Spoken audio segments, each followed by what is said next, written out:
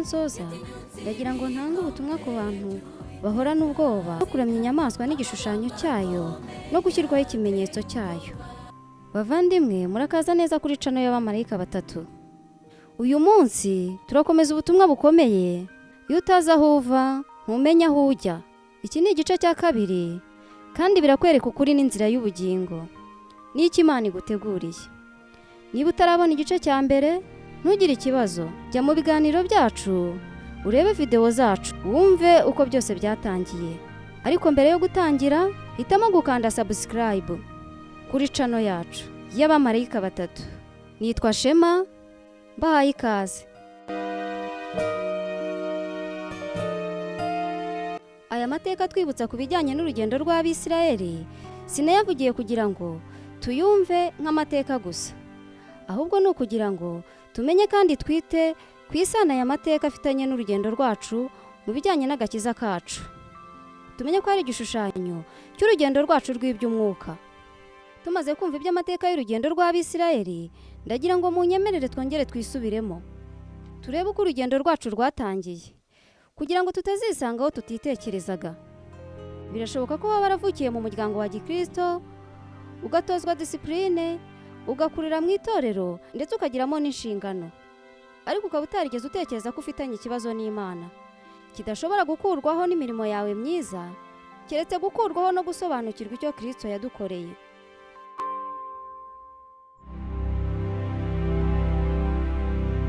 Witekereza ko ibyo wakoze ari byo byagutandukanije n'Imana, ahubwo uko wavutse birahagije.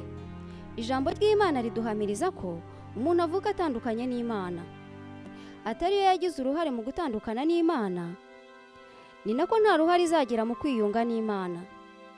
Nta bundi buryo umuntu ashobora kwiyunga n'Imana buriho, keretse igihe umuntu yarambiwe kuba mu bubata maze bukamutakisha atakira Imana, maze Imana ikumva gutaka kwe nk'uko yumvise gutaka kw'Abisirayeli ikaboherereza Mose kubakura mu gihugu cya Egiputa. Ni muri ubwo buryo umuntu nawe kubwo gutaka kwe Imana ihishurira intekerezo ze icyo Kristo yamukoreye, maze kubwo kwizera akabarwaho gukiranuka kwa Kristo. Ari byo twabonye byitwa gutsindishirizwa n'ubuntu kubwo kwizera cyangwa kubyarwa ubwa kabiri. Ngubu uburyo bumwe rukumbi bwo kwiyunga n'Imana kandi ugahabwa umwuka wayo kugira ngo ukuyobore, nk'uko tubisanga mu Baroma igice cya 8 umurongo wa 14 hatubwira ko abayoborwa n'umwuka w'Imana bose ari bo bana b'Imana. Ndetse no ku murongo wa 15 hatubwira ko tutahawe umwuka w'ubwoba udusubiza mu bubata. Niyo mpamvu nimba uyu mwuka ari ukuyoboye, nta mpamvu y'ubwoba ko wakisanga mu bihabanye n'ubushake bw'Imana. Ijambo ry'Imana ridusezeranira ko nitujya kunyura iburyo cyangwa ibumoso tuzajya twumva ijwi ritubwira ngo iyi niyo nzira. Gusa dusuzume niba mu buzima bwacu bwa buri munsi niba tuyoborwa n'umwuka. Naha buri wese wifuza kuzasoza urugendo neza kwisuzuma akareba uko rwatangiye, niba Yesu ari we warutangiye niwe uzarusoza kubwo gukomeza kumwisunga. Mbere y'uko nsoza ndagira ngo ntange ubutumwa butubwira ku bijyanye no kuramya inyamaswa n'igishushanyo cyayo no gushyirwaho ikimenyetso cyayo, bigatuma bahorana ubwoba ko bakisanga bakiriye ikimenyetso cyayo ndetse bakayiramya. Ndagira ngo mbabwire ko agakiza katazanwa n'ubwoba, ahubwo agakiza kazanwa no kwizera. Kandi ijambo ry'Imana ritubwira ko mwituza no mu byiringiro ariko tuzaherwa imbaraga. Niyo mpamvu ngira ngo dutuze kandi tugire ibyiringiro kugira ngo duhabwe imbaraga. Ariko ndagira ngo twongere twibaze niba twarakiye ubutumwa bwa marayika wa mbere bugasohoza umurimo wabwo muri twe, kuko uwakiriye ubu butumwa adashobora kuramya ikindi kintu icyo ari cyo cyose, ni ukuvuga ko atongera kuramya ibyaremwe ahubwo aramya uwabiremye. Niyo mpamvu uwakiriye ubu butumwa adashobora kuramya inyamaswa n'igishushanyo cyayo.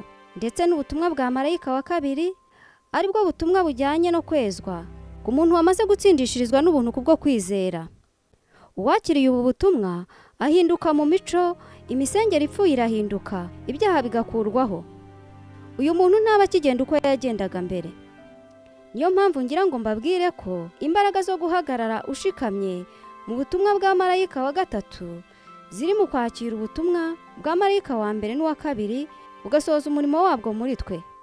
Nta mpamvu rero yo gusa n'abahora baryamiye amajanja ngo nibigenda gutya tuzabigenza gutya, kuko ibi ntago bizaza ngo byiture ku muntu nk'impanuka, ahubwo ibi bizava mu mahitamo y'umuntu. Reka soreza hambararikira kuzabana nanjye mu biganiro by'ubutaha.